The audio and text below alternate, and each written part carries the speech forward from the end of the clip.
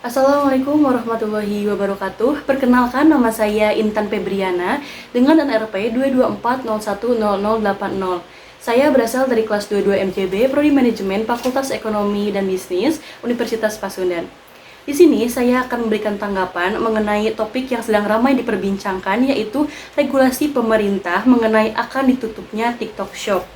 Sesuai informasi yang beredar bahwa TikTok Shop akan resmi ditutup pada hari Rabu, tanggal 4 Oktober 2023 pukul 17.00 waktu Indonesia Barat. Alhasil, konsumen sudah tidak bisa lagi berbelanja di TikTok Shop mulai detik itu juga. Apakah ada akibatnya? Jelas ada akibatnya. Akibatnya sangat berdampak besar bagi para UMKM maupun afiliator, terutama para UMKM yang baru mulai merintis di TikTok Shop.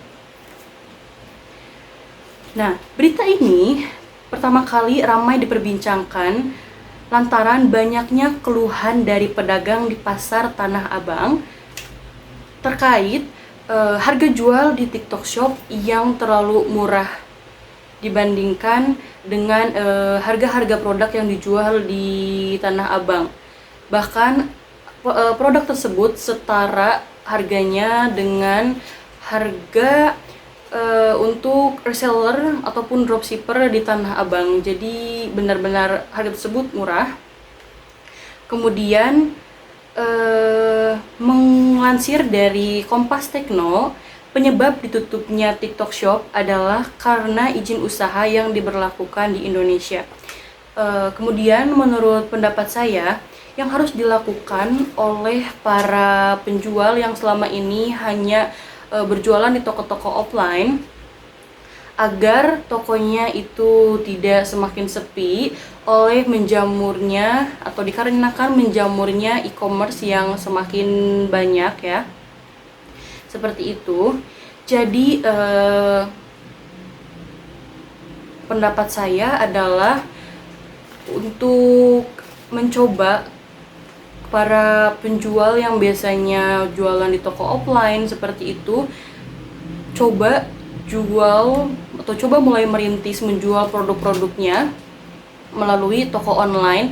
Karena kenapa? Mau bagaimanapun juga kita sekarang tuh sudah berada di zaman dimana yang memiliki teknologi yang semakin canggih jelas. Karena memang kalau kita misalkan terus mengikuti atau terus mempertahankan seperti dulu berjualan hanya di toko offline seperti itu, terus bagaimana dengan negara kita yang akan tertinggal dibandingkan dengan negara-negara yang lainnya. Jadi para penjualan di toko offline itu mungkin bisa mencoba jual di toko online, dan apabila sudah coba dan berhasil berjualan toko online, itu tidak menutup kemungkinan untuk berjualan juga di toko offline seperti itu. Kenapa? Karena seperti yang kita ketahui ya, dan sudah jelas faktanya bahwa sudah banyak sekali ratusan ribu hingga jutaan para penjual di toko online yang sudah berhasil dan sudah sukses menjual produknya dengan jumlah yang sangat banyak tentunya, dan tentunya memiliki income yang besar juga, serta semakin banyak juga tenaga kerja yang mereka terima di perusahaan atau di usahanya itu untuk membantu proses produksi dagangannya.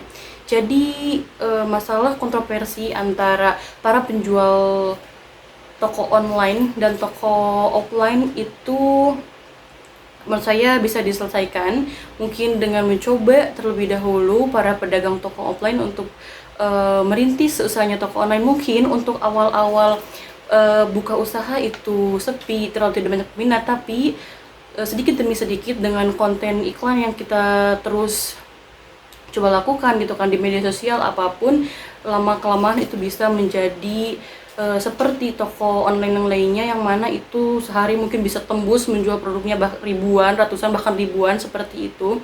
Jadi akhirnya tidak ada lagi kontroversi antara toko online dan toko offline itu seperti itu. Karena memang menurut saya pribadi itu e-commerce sangat penting sekali zaman sekarang. Karena apa? Sesuai juga mengikuti dengan pada orang-orangnya tersendiri, yang mana zaman sekarang itu lebih suka untuk berbelanja di rumah, duduk manis, dan nanti barang tinggal datang diantarkan oleh kurir begitu saja, daripada untuk meluangkan waktunya berbelanja di toko offline seperti itu.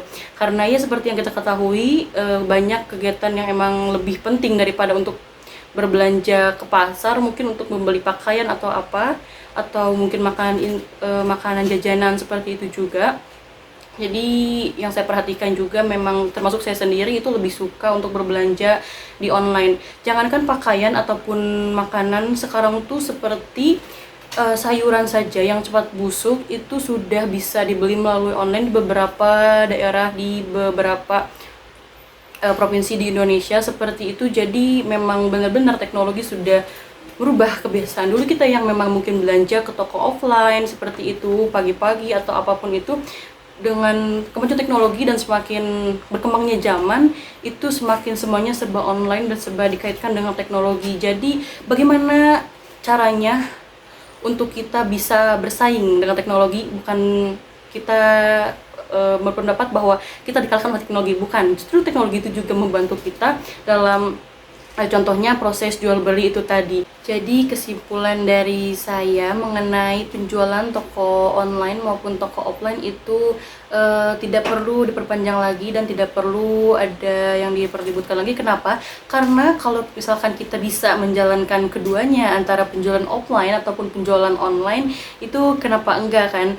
Karena memang ya, kita mungkin yang emang sudah terbiasa berjualan offline seperti itu, tidak ada salahnya juga untuk mencoba teknologi yang semakin canggih ini, coba untuk berkontribusi untuk berjalan online. Semakin lama dirasakan manfaatnya, karena jelas banyak sekali manfaatnya. Pertama itu penjualan, apabila kita sudah mulai lancar penjualannya, itu produk yang kita jual semakin banyak, kemudian income juga semakin besar. Dan yang paling utama itu seperti yang kita ketahui, di Indonesia itu masih banyak pengangguran, masih banyak yang orang-orang memang membutuhkan pekerjaan. Nah, dengan misalkan kita berkontribusi berjualan online, kemudian penjualan kita semakin laris, maka kita juga pastinya membutuhkan karyawan, membutuhkan itu sumber daya manusia, membutuhkan tenaga orang.